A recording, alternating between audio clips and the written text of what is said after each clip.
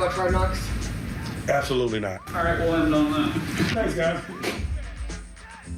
Good morning, man. Happy Thanksgiving. I'd like to open my home up to anyone and everyone in here. All right, good morning, everybody. Hard Knocks was last night. Eventually, like me, maybe you found it. Maybe you had some trouble with HBO Max. Maybe it's a me thing. Doesn't matter. Mike Tomlin, unquestionably, Dorin, unquestionably the star. The star, which when this was announced way back when, we made that super obvious prediction that he was going to come off looking really good. And there's a few reasons why he comes off looking really good. First of all, that little mini clip we played there, Tomlin on Thanksgiving saying, my home is open to anybody who wants to be there. He means that. He means that, but I mean, the logistics around that don't make sense. Because what if everybody's like, I want to come over? So how many turkeys are you going to get, and how much time do you have to cook the turkeys? I bet you Mike Tomlin had enough turkeys and space for his players. Why you got to do that? I'm just right saying. off the bat, you got to didn't make no sense. It didn't make any sense. Okay, everybody's coming over. I mean, run down to Boston Market. You can find a way to feed. He makes $18 million a year. I'm sure they figure it out. Get sandwiches for everybody. I'm sure get a caterer. Sandwich. Yeah, give Mose a call. I'm sure they can make it happen. Tomlin cares about his guys. Another moment from Hard Knocks when George Pickens falls down, and then there's the pick six, and by fall down, I mean was dragged down by the helmet by a Bengals defender. Tomlin goes over to him, and they showed that on the game broadcast. Well, now we have all that stuff mic'd up, and Tomlin goes over to George Pickens, puts his arm around him, and says, I need you to stay with me. This bleep ain't going to decide the outcome of the game. Tells him, hey, look at me. Basically just saying, stay in the fight. That ain't on you. If it is on you, it's not going to determine the outcome of the game. We're going to go win this thing. And it's stuff like that that gets players like Patrick Queen to want to come here. It's stuff like that why Russell Wilson comes to Pittsburgh and doesn't wind up going to the New York Giants. Mike Tomlin, every year, super popular among players in the NFL when those surveys come out. When the NFLPA surveys come out and the Steelers get knocked for things like not having appropriate child care and some of their facilities being behind the times, Mike Tomlin, by the players who vote in this, always grades out as an A. His players love him. He's never had a losing season. He's won a Super Bowl. And now he's going to be the star and is already the star of Hard Knocks because the personality bleeds through. And I want to throw this question out there to the people, Dorin. A, two questions. Is this going to help him win Coach of the Year? I think the answer is absolutely yes. Think about Dan Campbell last year. Yes. Or was it 2 years ago? Everyone was rooting for the Lions because everyone wound up loving Dan Campbell. And two, they're 9-3. They lead the AFC North. And now you're getting a behind-the-scenes look at Mike Tomlin, the way that fans never really get to see.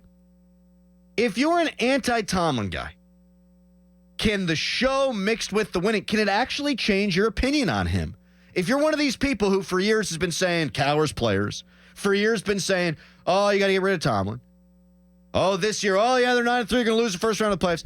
Can you change your mind on Tomlin based on the show and based on what he's done this year? 412-928-9370. What do you think? I think that you absolutely can. He's way different, whenever the doors are closed and even whenever the cameras are off. And he knows when cameras are on and cameras are off, and he has to do this. He didn't sign up to, obviously at the press conference yesterday, he's not going to watch it. He's not in favor of having cameras around his facility whenever he's trying to go to work. But, personally being somebody that has been around that and seen how he operates, it's way different than what people are, the portrayal he gives off on Sundays and on Tuesdays whenever he's doing his press conference. And I think he invited us in a little bit yesterday. I forget who asked the question, but they asked about the message getting stale after all these years. And I thought it was a great question. Yes. It was a great question. And I was like, I'm interested to hear what he had to say because Mike Tomlin paused for a second, and I think he thought that was a great question. And basically he said that, I know that the lifespan of NFL players are short, and I'm trying to maximize their lifespan while they're here and build this culture and try to win. Like, basically, I'm paraphrasing, but he gave a really good answer. And that almost just probably leads into he was setting you up for Hard Knocks and some of the behind-the-scenes stuff. And he will win a lot of people over because it is all about winning. It's all about winning.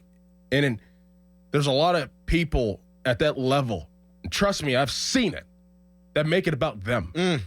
He makes it about the Pittsburgh Steelers. Like, the Pittsburgh Steelers, in his mind, are way, way, way bigger than Mike Tomlin. Well, one thing I don't think he's ever lost is his respect for the job. Yes. His respect for the league. Yes. The understanding of the platform that he has, and being thankful, honestly, every single day. He knows he's good at it. There's no question about that, and there's ego that comes with For it. sure. No doubt. Everybody has ego. Everybody got an ego. Talking to a microphone for 4 hours every day. You got to have an ego. If you want to be successful in life, I think you need one. Yeah, and you got to right. look out for number one. But he has a respect for the league and his position in the franchise, and he has a respect for how hard it is to win in this league. I think, and I don't know Mike Tomlin personally, I think if you meet him and spend any time with him, though, you come away liking him. There's no doubt about that. And learning something. Yes, he is a very bright guy. Very bright guy. He is also charismatic. And I'll tell you, the juxtaposition of Tomlin and Zach Taylor and Kevin Stefanski, and even, shockingly to me, John Harbaugh, it is so stark, man. When Tomlin was trying to fire up his team before the Bengals game, and then they're cutting to Zach Taylor trying to fire up his team before the Steelers game.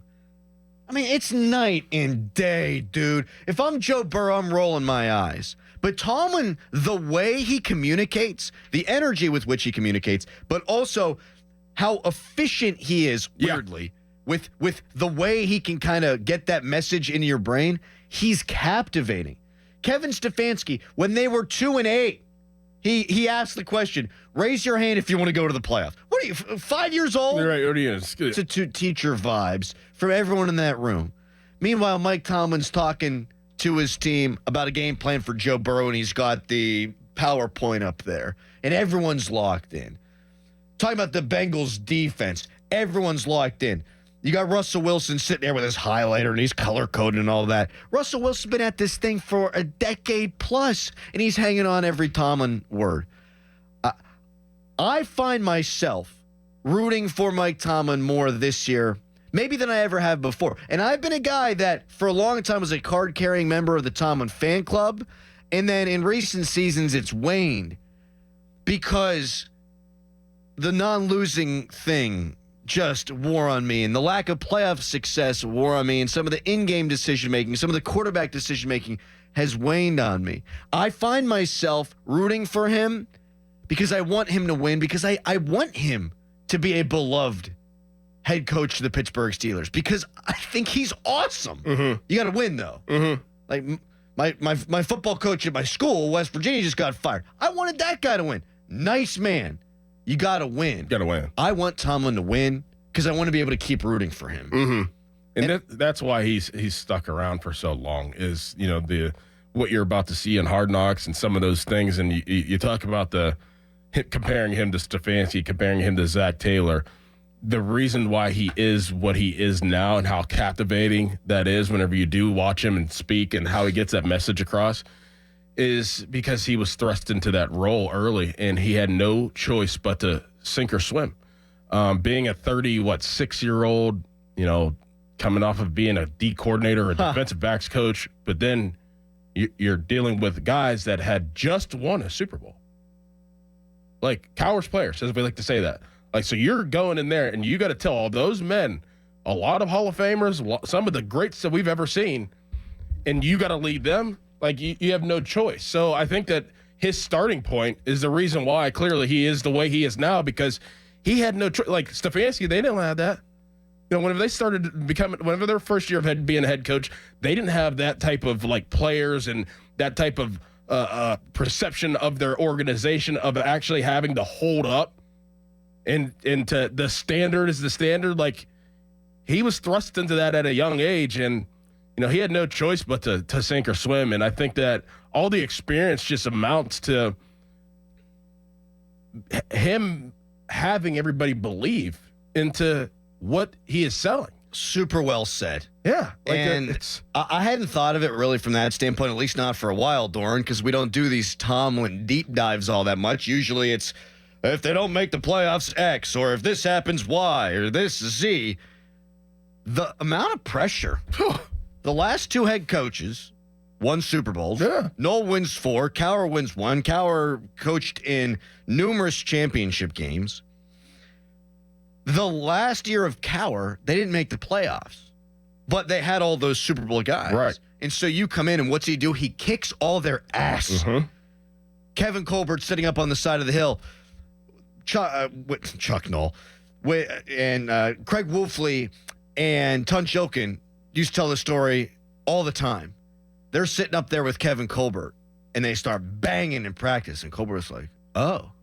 He didn't know that they were going to hit and tackle and be as physical as they were in practice. And Colbert's like, all right, I guess this is how it is. And a lot of those guys couldn't stand Tomlin because of it at the time, but they respected him because he came in and told a bunch of dudes, this is how we're going to do it. And iron sharpens iron and all those things, standard is standard, all that stuff. And it takes a while to buy in. Then the next year, he sort of pulled off the reins a little bit for those veteran guys, giving them some Wednesday days off, things of that nature. And he sort of melded the two philosophies. But the pressure to come in and win, and he had to make it his team and not Cowher's team. Right. I got to come and be a harder, tough-ass guy or a harder, tough-ass, harder guy, whatever, than Cowher was. And from that point on, never had a losing season. No. And there's more important things we understand win Super Bowls. But what I'm wondering now, 412-928-9370, if you haven't seen Hard Knocks, you should check it out. Awesome.